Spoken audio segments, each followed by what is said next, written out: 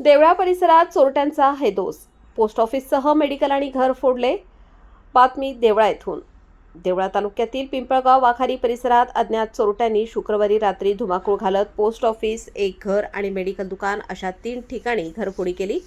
या घटनेत चोरट्यांनी रोख रकमेसह पोस्टाची महत्त्वाची कागदपत्रे असलेली तिजोरी लंपास केली होती, जी नंतर काही अंतरावर मिळून आली आहे.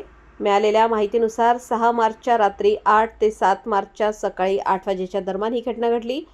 पिंपळगाव येथील शाखा पोस्ट मास्टर यशश्री कैलास पाटील यांनी या प्रकरणी देवळा पोलीस ठाण्यात फिर्याद दिली आहे. अज्ञात चोरट्यांनी पिंपळगाव येथील पोस्ट ऑफिसचे कुलूप तोडून आत प्रवेश केला.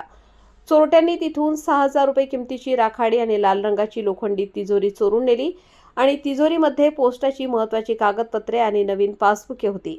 पोस्ट ऑफिससोबतच चोरट्यांनी आपला मोर्चा मेशी रोडवरील रहिवासी बन्सीलाल कदम यांच्या घराकडे वळवला.